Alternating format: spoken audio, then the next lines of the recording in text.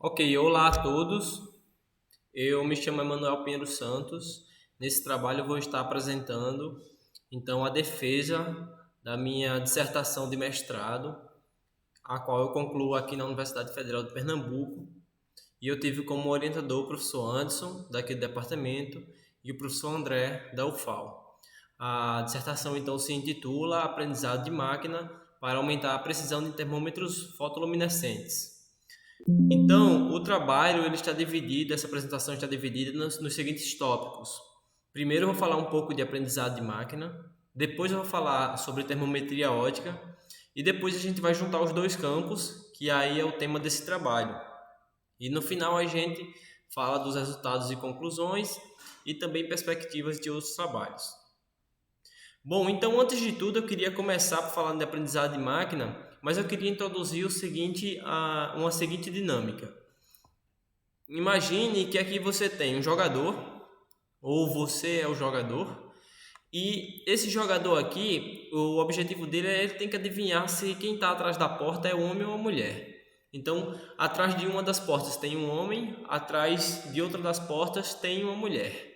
Então, só tem três regras. O jogador pode fazer qualquer pergunta, né, no intuito de adivinhar qual é o homem e qual é a mulher.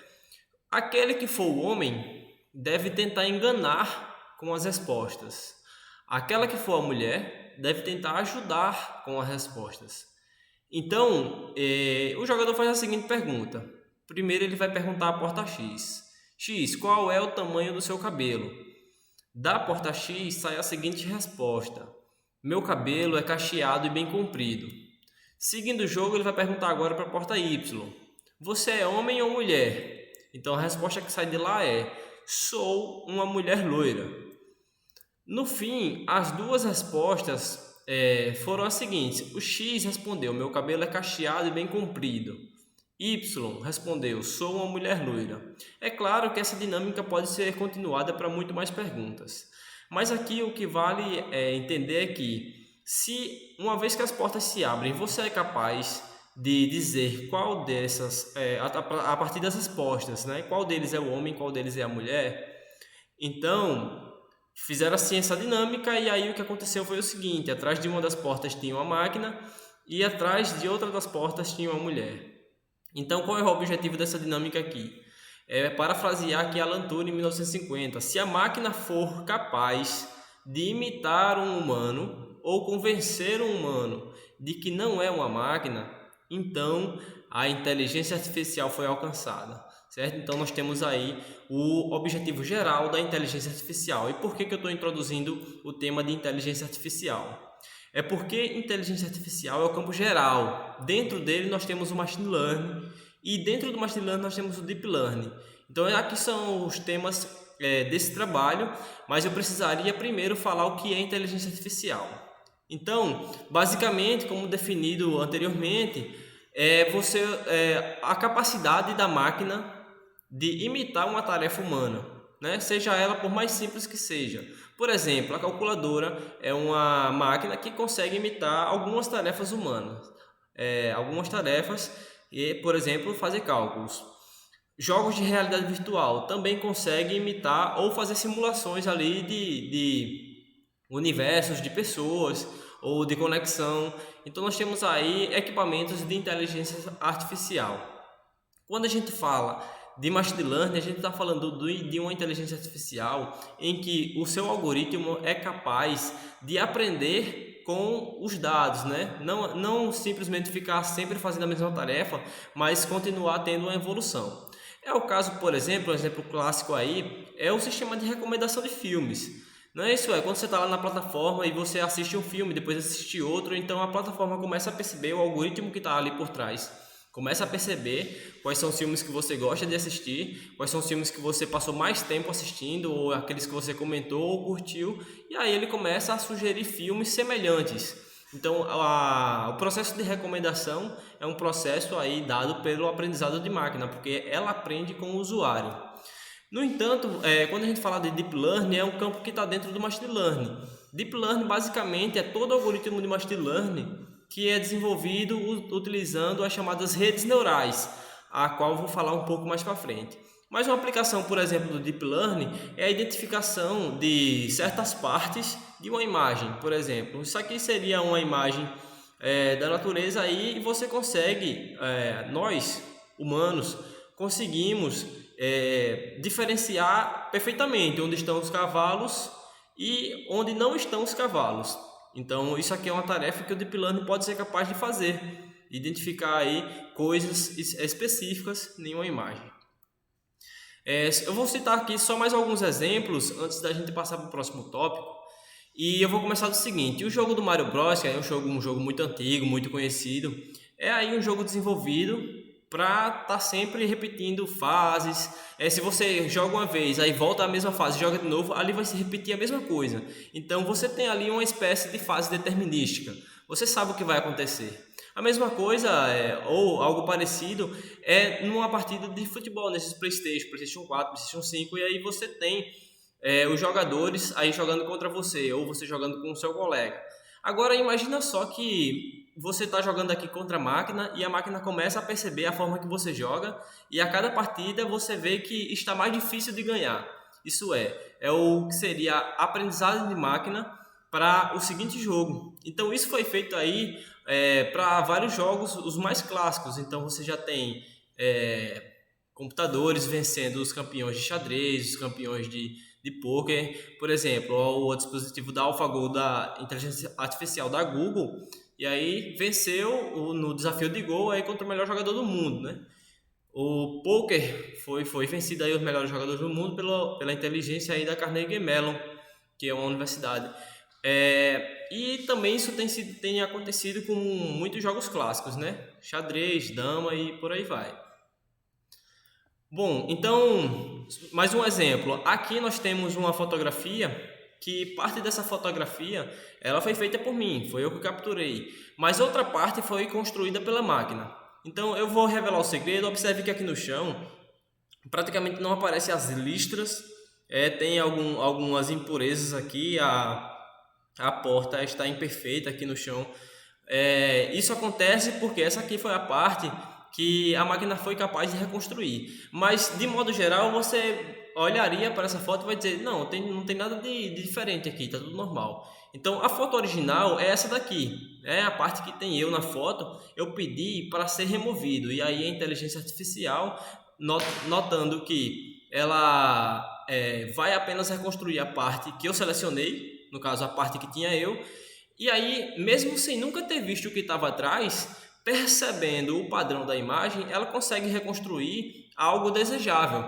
Então isso daqui é uma aplicação muito boa aí e de um exemplo aí de aprendizado de máquina e inteligência artificial. Tem coisas que é muito difícil para nós humanos, mas que um computador bem treinado pode dar sempre a resposta exata. Por exemplo, dizer se isso daqui é verde ou azul pode ser uma tarefa difícil para a gente, mas um computador bem treinado, ele vai olhar lá a escala de cores e vai dizer: isso aqui é verde ou é azul, então vai saber diferenciar muito bem. É claro que eu não poderia deixar de citar aqui o ChatGPT, porque dentre as mais modernas ferramentas de IA e de Machine Learning, talvez essa aqui seja a mais conhecida atualmente. Então, junto dela aí também tem nascido o Google Bard, que aí é uma plataforma nos mesmos moldes do ChatGPT, então para você fazer pesquisa, conversar com o computador e tudo mais. Então, nós temos, para finalizar essa parte aí de introdução ao Machine Learning, nós temos aí muitas aplicações hoje em dia. Eu citei aqui algumas: análise de dados, detecção de spam, detecção de fraude, criação de multimídia, reconhecimento de voz, de imagem, recomendação de produtos, análise de texto e outras. Só que aí o aprendizado de máquina ele veio para a academia. Então aí a gente começou a usar ele na física, se usa na medicina, na engenharia e muitas outras áreas. Então, para finalizar, as etapas do Machine Learning, aprendizado de máquina, nós temos aí, resumindo em poucos passos, nós temos que ter os dados de entrada e os seus rótulos. A gente está interessado num aprendizado supervisionado. Ou seja, imagine que você tem um conjunto de fotos E aí, para cada foto, você diz o que é que ela é. Se você tem uma foto de um gato, você diz que é um gato. Se você tem uma foto de um ser humano, você diz que é um ser humano. Se você tem uma foto de uma árvore, você diz que é uma árvore. Então, você entra com seus dados e os rótulos e manda isso para o algoritmo. Aí o algoritmo vai trabalhar naquilo, vai associar, vai fazer os seus devidos cálculos, e aí vai tentar aprender relacionando entradas e saídas para gerar um modelo preditivo. E aí, quando você chegar com um novo dado, que não foi usado na etapa de treino, esse modelo preditivo vai dizer o que é que era. Então, se você entra aqui com a imagem de uma cadeira, o modelo preditivo, a partir do treino, ele vai poder dizer se aquilo é uma cadeira ou não. Então, eu vou agora falar um pouco de redes neurais, até porque esse é o principal algoritmo aí que a gente tem estudado e trabalhado. E aí é um tipo de algoritmo de machine learning, mas já que entra dentro do tópico de deep learning. Em primeira mão, a rede neural, biologicamente falando, é o que se encontra ali no cérebro, né? Então a estrutura computacional das redes neurais, elas foram inspiradas no intuito de imitar os neurônios de um cérebro humano. Veja que os neurônios, eles se conectam uns aos outros por muitos filamentos, muitas conexões. Então, inspirado nesse modelo de múltiplas conexões, é que o cientista de dados desenvolveu, então, inspirado na rede neural biológica, é que foi desenvolvida a rede neural artificial. E aí eu vou mostrar alguns exemplos de rede neural artificial. Por exemplo, aqui nós temos um tipo de rede neural artificial. Então vou deixar claro aqui algumas nomenclaturas. A primeira camada, ela tem um nome especial, se chama camada de entrada. É esse conjunto de bolinhas aqui, e cada bolinha dessa se chama neurônio. Então, os neurônios da primeira camada, da camada de entrada, eles vão se conectar com todos os neurônios da próxima camada. As camadas que ficam entre a primeira e a última, elas possuem um nome especial também. Elas se chamam camadas ocultas. Isso matematicamente, eu só quero trabalhar com os pesos que estão entre a primeira e a última camada. A quantidade de neurônios que tem lá dentro e como eles vão se relacionar, isso o computador faz. Mas eu não preciso ver. Então isso aqui se chama camada oculta. E a última camada, o nome especial dela é camada de saída. Então nós temos aqui várias nomenclaturas. E o importante dizer é que a quantidade de dados que você tem para usar como treino vão entrar aqui nos neurônios de entrada. Cada neurônio de entrada se conecta com o próximo através de um peso e uma constante aditiva. Então, esse conjunto de pesos e constantes, isso aqui vai formar uma matriz. E aí você pode relacionar a matriz aqui multiplicando o valor do neurônio de entrada vezes o peso e vai chegar isso no próximo neurônio. A mesma coisa aqui para todos os filamentos. Então isso aqui basicamente é uma mistura de multiplicações e somas para chegar os próximos valores nos próximos neurônios. E aqui você vai ter na saída as possíveis respostas. Então, para simplificar, para mostrar aí para simplificar o entendimento de uma rede neural, eu vou mostrar aqui uma rede neural menor, mais simples. Por exemplo, essa daqui tem 4 neurônios na camada de entrada, 4 na primeira camada oculta, 4 neurônios na segunda camada oculta e 2 neurônios na camada de saída. Então, quando eu tenho 2 neurônios na camada de saída, significa que eu só quero saber duas coisas. A saída 1 e a saída 2. A quantidade de neurônios que eu tiver na saída é a quantidade de coisas que eu quero saber. Então, vamos olhar para o neurônio da camada de saída. Esse neurônio da camada de saída, por exemplo, esse primeiro, ele está recebendo uma setinha vindo do 1, outra setinha vindo do 2, outra seta vindo do 3 e outra seta vindo do 4. Então, percebe-se que cada neurônio da camada posterior, ele recebe a quantidade de setas referente à quantidade de neurônios da camada anterior. Os pesos, por sua vez, eles são, por exemplo, aqui eu nomeei peso 1, 3, que é o peso que conecta o neurônio O1 da camada posterior com o neurônio O3 da camada anterior. Então, essa mesma lógica funciona para a conexão de quaisquer duas camadas consecutivas. A regra é Os neurônios só se comunicam com suas próximas camadas. E a informação só vai, ela não volta. Então, nós temos aqui, vamos olhar para o neurônio de saída. Essa função A aqui é uma função de ativação, digamos que é uma função de limpeza. Nesse primeiro momento, vamos ignorar essa função A por enquanto. Olha só, como é que eu calculo o neurônio S1, que é o primeiro? Eu vou ter que somar todos os pesos que conectam os neurônios que chegam nele. Então, se está chegando no neurônio 1 aqui, uma seta do peso O1, outra seta do peso O2, outra seta daqui e outra seta daqui, então vou ter 4 pesos, cada um pelo seu respectivo neurônio da camada anterior. E aí no final eu somo uma constante aditiva, que digamos que seria uma constante de ajuste para melhorar os resultados.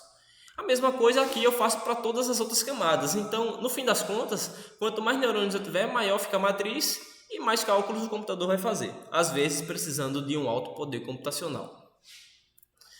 Bom, então, falado sobre Machine Learning e Deep Learning, agora a gente vai falar um pouco de termometria ótica e na sequência a gente vai juntar os dois campos, que é o que nós temos feito no trabalho. Em poucas palavras, termometria ótica, considerando aí que nós temos especialistas aí na banca sobre esse tema. Então, em resumo, termometria ótica é basicamente utilizar a ótica como ferramenta para construir um termômetro, que é o que a gente busca. A gente está ali utilizando laser, utilizando amostras, excitação, pega o espectro, e no fim das contas a gente quer estar olhando ali o que é que acontece com o espectro ou com a amostra quando ela sofre uma variação de temperatura. Por quê? Porque a gente precisa calibrar um termômetro e aí define-se o campo de termometria ótica. Usar a ótica para construir um termômetro. Então, quando a gente está olhando, por exemplo, o espectro da amostra, muitas coisas podem acontecer quando se varia a temperatura.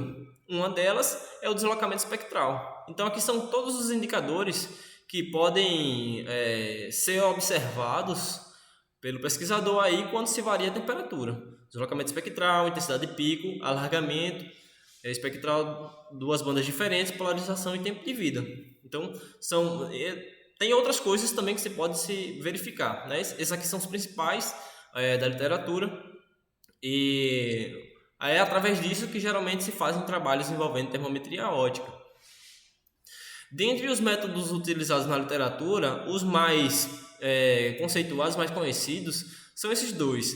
Razão de intensidades consiste em você ali fazer a razão entre duas bandas diferentes e você vai ter a razão entre elas, e é isso, cada uma é função da temperatura, a razão delas também vai ser uma função da temperatura. Então você pode então daí propor, ver como é que funciona essa razão com o aumento ou o resfriamento, com o aquecimento ou com o resfriamento, ver como é que funciona, como é que isso aqui varia.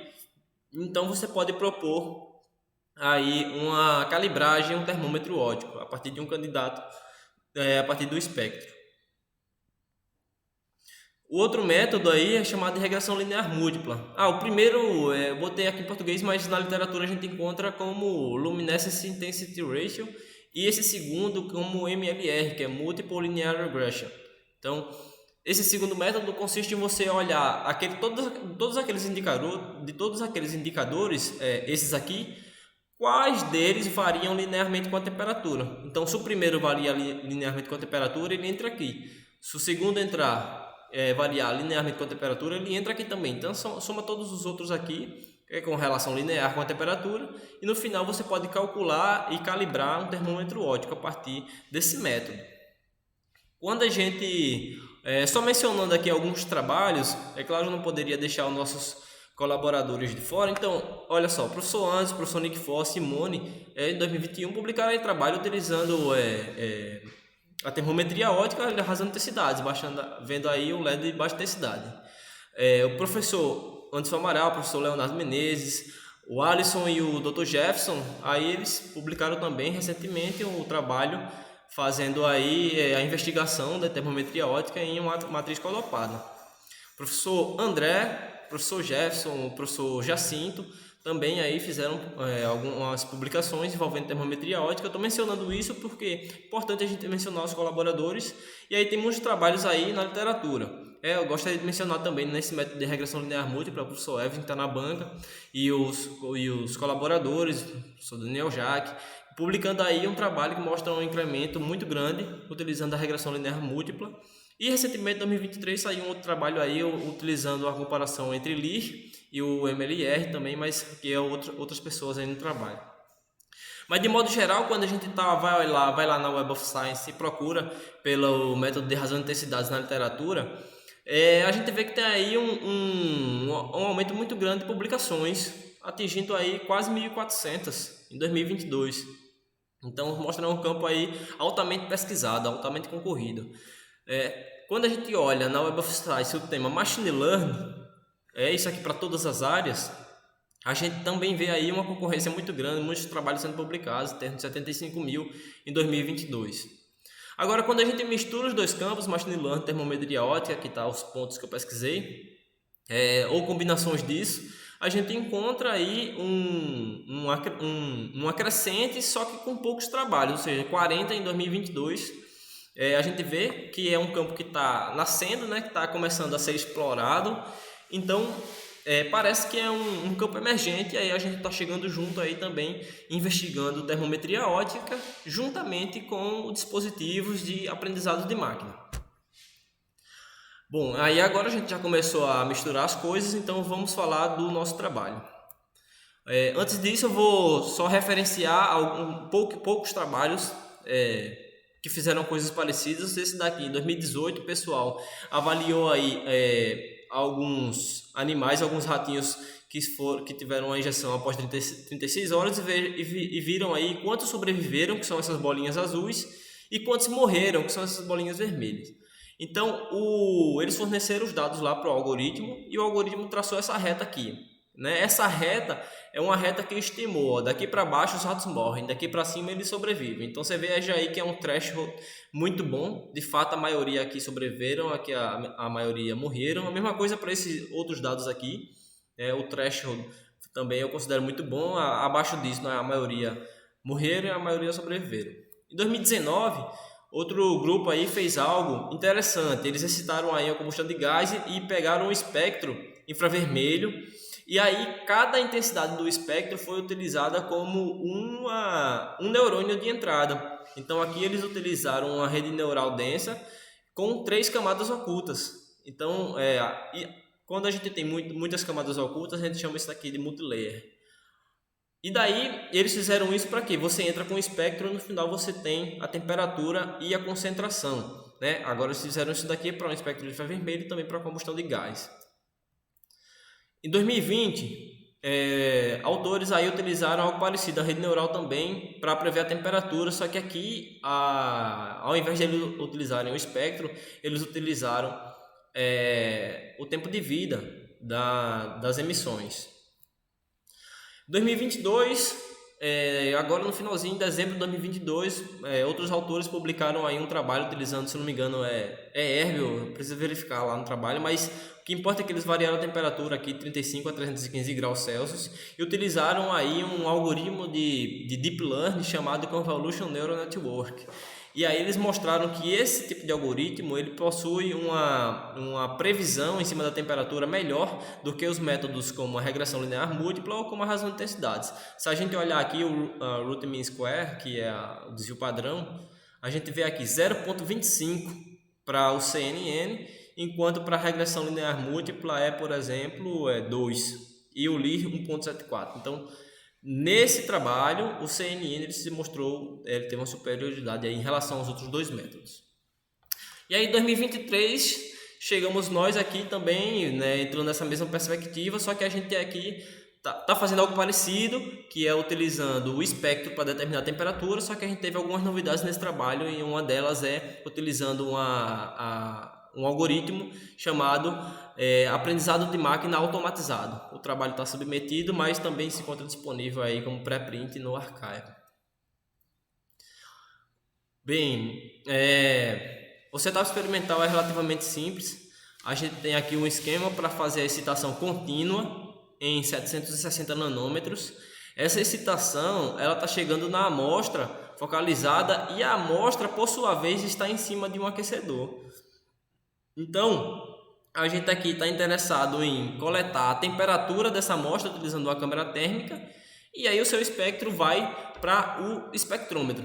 Então a gente está coletando essencialmente duas coisas: o seu espectro e a temperatura nos processos de aquecimento e resfriamento. Vale notar que no processo de chegada aqui, ó, no processo de chegada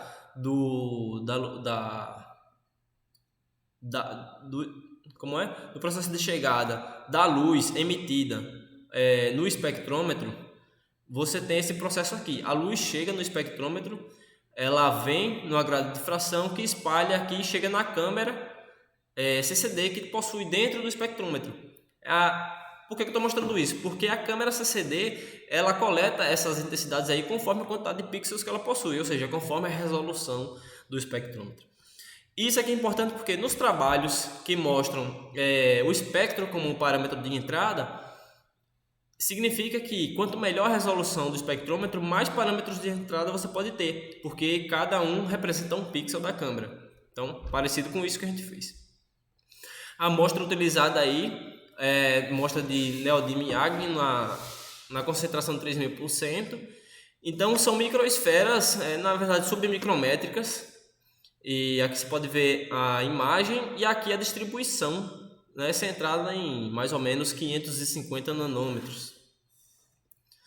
O espectro dessa amostra, sob uma excitação de 760 nanômetros, eu diria que é um espectro rico, porque ele mostra muitos picos, o qual você pode estar utilizando aí como diferentes combinações para, por exemplo, a razão de intensidades ou para estar avaliando aí a regressão linear múltipla. Então nós temos aí um espectro com muitos picos.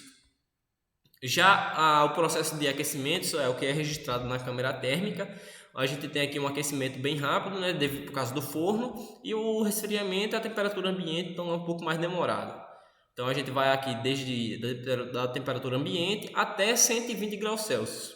E depois resfria e aí pode repetir o ciclo. Então a gente fez algumas repetições para poder tomar os resultados. O nosso algoritmo ele foi desenvolvido da seguinte forma: como a gente está trabalhando com aprendizado supervisionado, lembra daquela imagem, né? Daquele exemplo, você dá uma foto de um gato e diz que é um gato, você dá uma foto de uma árvore e diz que é uma árvore. Então aqui a gente dá o espectro e diz qual é a temperatura dele, dá outro espectro e diz qual é a temperatura dele. Então a gente tem aí um conjunto muito grande de dados coletados, em torno de 30 mil espectros. Então a gente separa parte disso.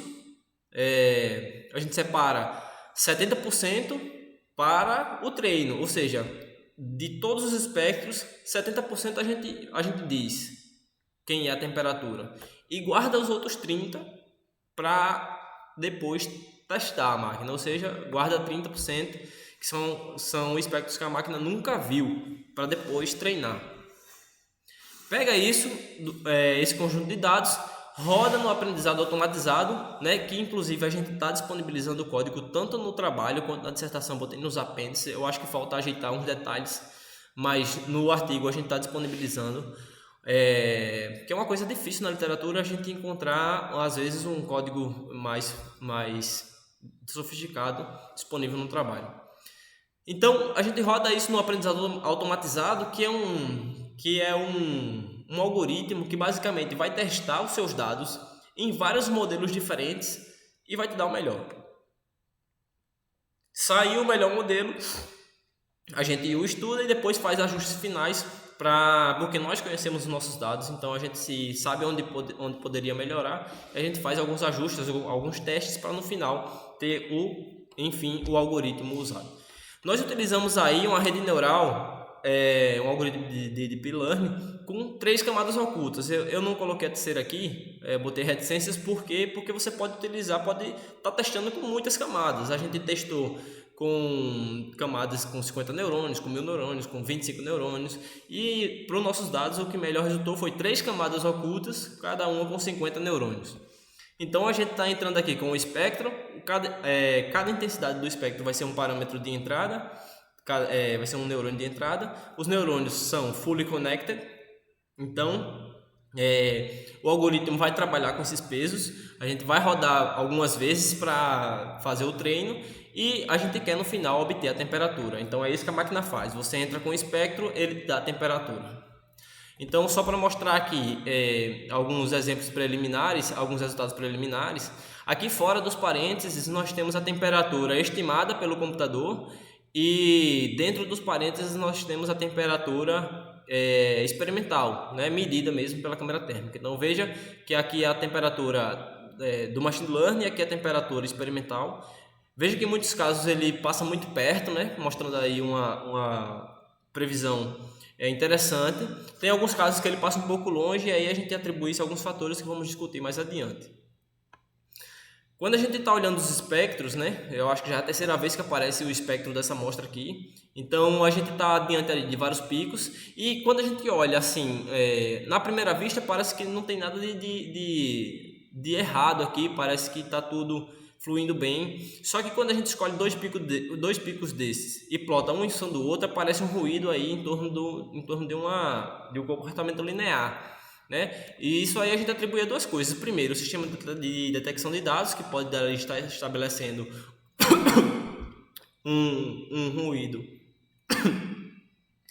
pode estar estabelecendo um ruído intrínseco ao experimento, ou ainda a baixa sensibilidade térmica da amostra, né? Já é conhecido na literatura que o neodímio ele é uma amostra que de fato possui uma baixa sensibilidade térmica.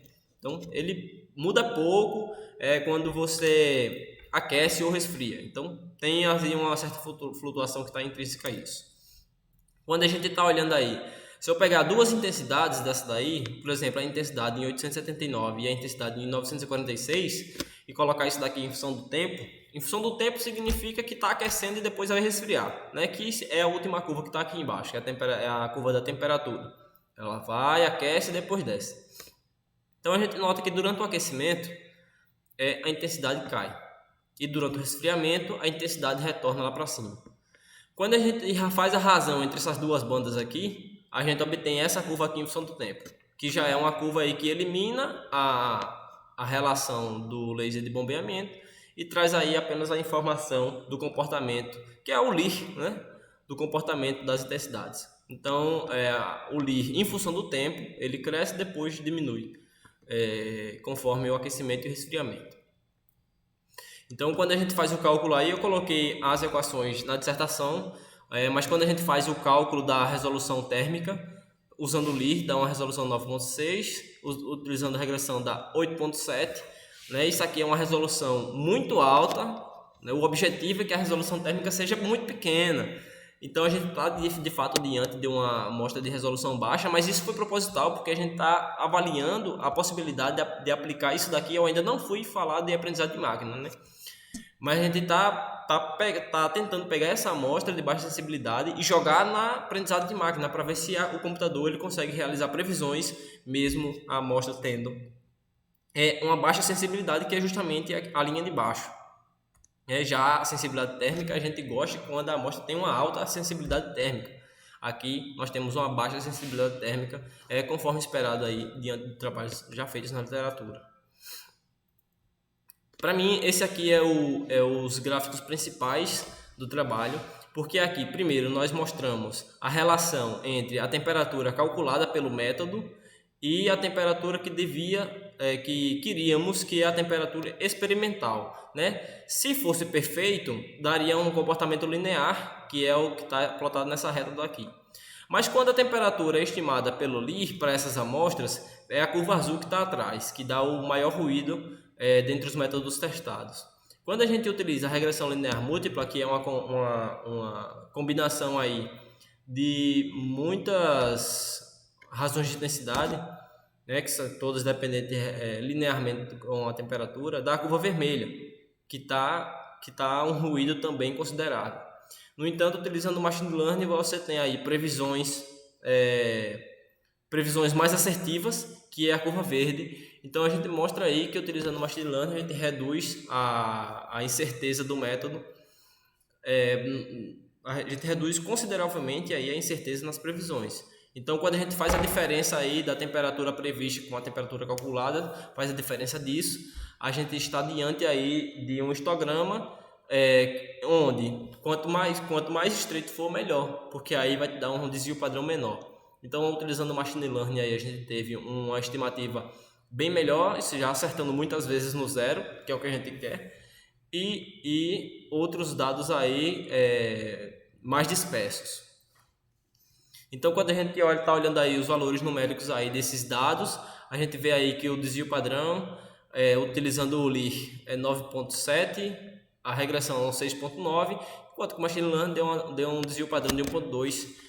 E o coeficiente de determinação, que é o que diz quão bom aquele modelo está para prever os dados, né? Mais uma vez a equação está lá na dissertação, mas de modo geral é o quão bom o modelo é para prever os dados. LI 79%, regressão 89%, Machine Learning 99%.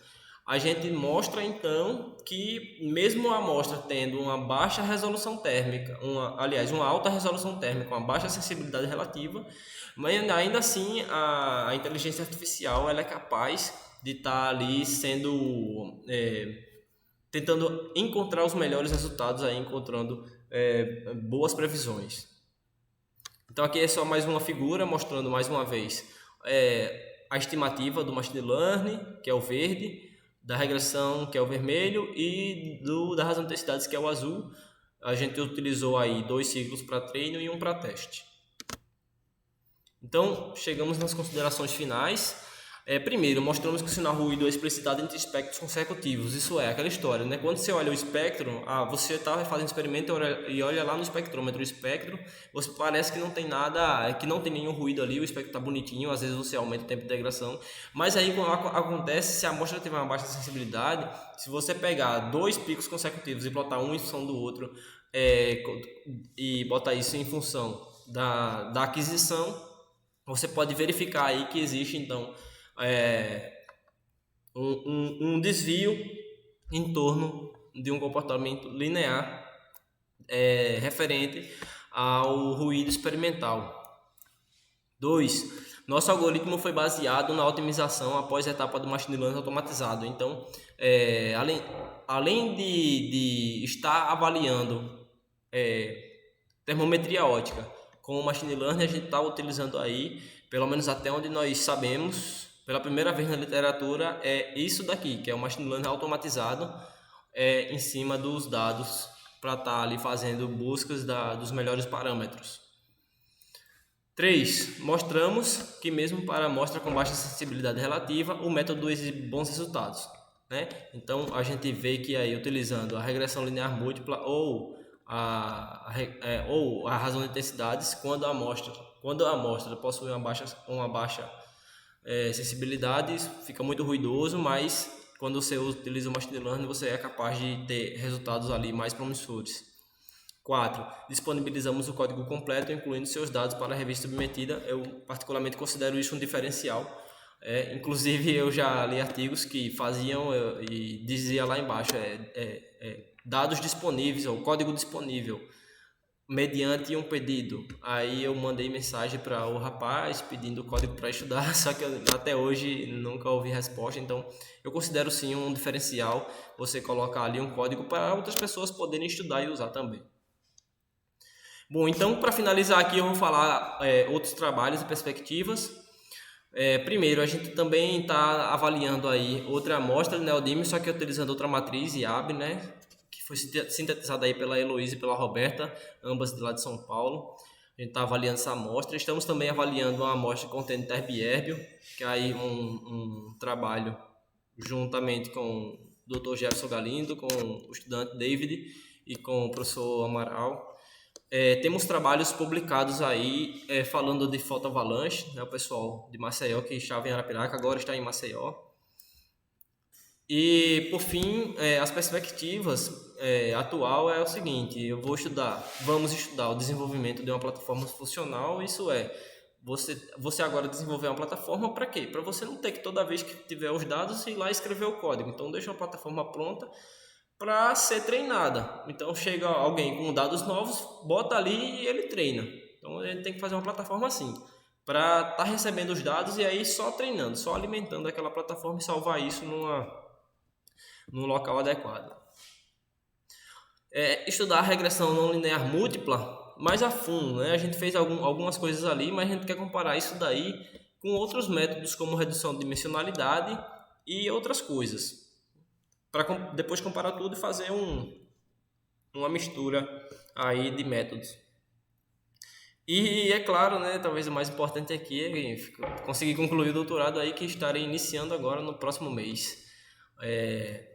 E por fim, eu quero agradecer aí a todas as pessoas que fizeram parte da pesquisa, o pessoal do laboratório, o orientador, o professor André, o professor Anderson, aos pessoal do laboratório, a Roberta, os meninos aí de Maceió, o professor Asqueri, o doutor Alisson, que me ajudou muito nos experimentos. E também agradecer a equipe do Lab Photon, a equipe do Lab CM, aos demais colaboradores, a minha esposa, a família, os amigos, é claro, a equipe Pilaf, que é uma equipe que vem desde a graduação aí, estamos sempre em contato. Aí quero agradecer ao FPE e ao UFAL e, por fim, a CAP CNPq pelo financiamento. Eu dedico essa defesa a Noel Barbosa Santos, meu pai. Meu pai, ele foi, além de pai, ele foi avô, marido e amigo, e é claro, ele está sempre vivo nas memórias de sua família. Bom, com isso eu finalizo essa defesa. Muito obrigado.